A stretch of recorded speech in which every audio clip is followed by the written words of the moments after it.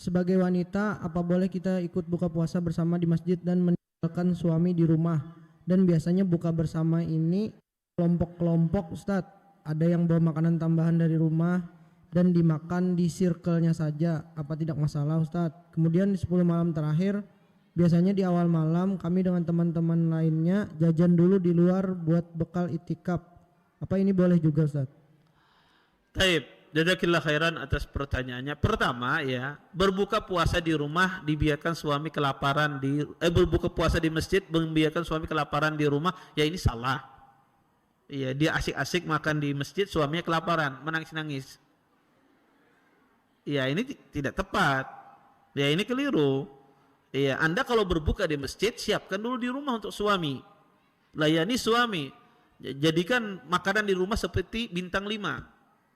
Ya, makanan bintang 5 apa yang siap ya, kambing bakarnya, ayam panggangnya ya, kemudian ikan bakarnya lengkap di depan dia semua, baru tinggalkan di masjid, tidak ada masalah. Tapi kalau meninggalkan suami dalam kondisi tidak disediakan, maka ini teledor, ini meninggalkan hak-hak suami. Yang kedua, membawa makanan untuk kelompoknya saja ya. Kalau masuk kelompok itu teman-teman dekat ya, emang sebetulnya manusia itu tidak ada masalah ya, berteman, teman dekat, ada bestinya, ada semisalnya, selama dia tidak mencuekkan yang lain, yang lain juga disapa. Adapun dia tidak menyapa dengan yang lain, ini yang keliru. Ya, maka penting akhwat itu kalau ketemu ya sesama akhwat buka cadar kemudian senyum. Ya, saling sapa. Jadi kalau masuk itu senyum kemudian sapa. Ya, dari mana dan semisalnya. Maka juga orang itu kalau duduk di samping tuh bertakun, assalamualaikum, dari mana om, dari mana asalnya ya, bukan sibuk. Ustaz, lu hendak berdoa, apa berdoa, tapi tanya aja, dari masalah bertanya dari mana, setelah itu kita sibuk berdoa. Tidak.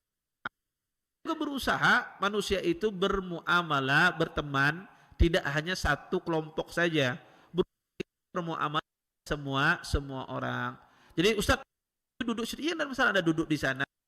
Nanti kadang-kadang Anda juga duduk di sana ya, semacam itu, sehingga nuansa itu tidak ada, kekentalan itu tidak ada. Tidak dilarang sebetulnya, tetapi jangan sampai orang itu yang kita jaga. Jangan sampai orang itu menemukan suudzon. Walaupun hal demikian tidak berdosa, tapi kita juga menjaga agar suudzon. Nabi SAW ketika ada sahabat mau bersuudzon dengan beliau, langsung ditepis oleh Nabi. Nabi berjalan, ada sahabat cepat-cepat. Kata Nabi, ala rislikum, pelan-pelan Nabi. Ini adalah Sofia, istriku. Kata sahabat, tahu. Kata Nabi, syaitan itu jalan masuk dalam aliran darah. Maka seperti itu pula, kalau kita misalnya nih, circle kita nih kayaknya dipantau orang nih, dilihat orang nih, ya kita ubah mindset tersebut.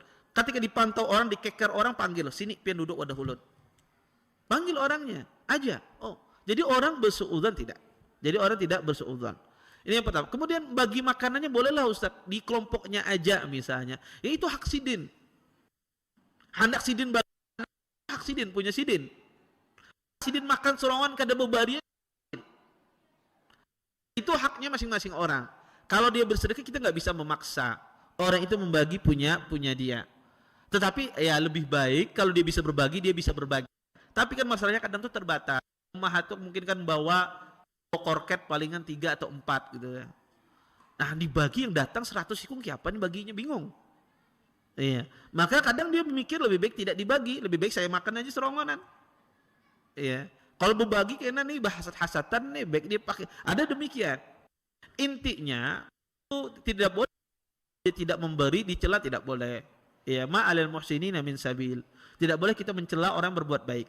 Maka seperti itu pula ketika dia membagi cuma pada kelompoknya saja, temannya saja, tidak ada masalah. Karena itu hak seseorang ketika dia mengasih. Ya, itu tidak itu haknya dia. Tapi alangkah baiknya kalau orang itu bisa berbagi. Semakin banyak tentunya semakin baik. Semacam itu. Wallahu a'lam. Kemudian 10 malam terakhir sebelum iktikaf jajan dulu. Ini kan iktikaf namanya nongkrong ini. Kalau jajan dulu ya, sebelum makan dulu, sebelum iktikaf, Namanya iktikaf itu, ya namanya iktikaf itu adalah berdiam diri di masjid, tidak keluar. Kalau keluar dari masjid tanpa hajat itu batal. Itu batal. Saya kasih contoh Masjid Syarifah ini. Anda keluar di halaman masjid, di tempat mobil itu saja, itu tidak boleh kalau tanpa hajat. Tanpa hajat itu tidak boleh. Itu batal iktikaf Anda langsung. Kecuali untuk berwudu, ke kamar mandi. Kalau Ustadz ulun hendak mencari udara segar dulu, ya, keluar dulu di halaman masjid, tidak boleh. Jadi namanya iktikaf itu ibadah, ya. Jadi iktikaf itu ibadah, bukan makan aja pikirannya, kada. Karena ada sebagian orang nih iktikafnya harus kenyang, aku Indomie siap, kemudian martabak, terang bulan harus dihiga apa macam. Ini ibadah tidak seperti ini. Ya boleh ada makanan, tidak ada masalah, jangan berlebihan. Intinya dari itikaf itu adalah ibadah. Ya, jadi itikaf itu banyak ibadah. Karena ada orang itikaf itu makannya nomor 1, guringnya nomor 1, ngajinya cuma 5 menit. Sembahyang malamnya kadang sembahyang malam. Kayaknya pas imamnya hendak ruku hanya bertakbir Allahu Akbar. Maka namanya itikaf itu banyak beribadah kepada Allah Subhanahu Wa Taala.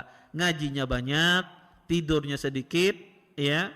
Kemudian ya banyak ibadahnya. Bukan dibalik. Ada orang itikaf itu dari awal malam sampai tengah malam ngobrol aja. Jam 12 guringnya. Ya. Bangun jam 2. Jam 2 ya sholat, kadang kadang tidak. Ini tidak tepat itikaf semacam ini. Jadi itikaf itu banyak beribadah. Tapi kalau masuknya tadi pertanyaan tadi, dia menyiapkan sebelum beritikaf makanan, sebelum dia masuk di tanggal 10 tidak ada masalah. Dia sebelum masuk tanggal 10 itu, 10 malam itu dia siapkan sorenya beli makanan, ya tidak mengapa karena kebutuhan untuk iktikaf, maka tidak masalah.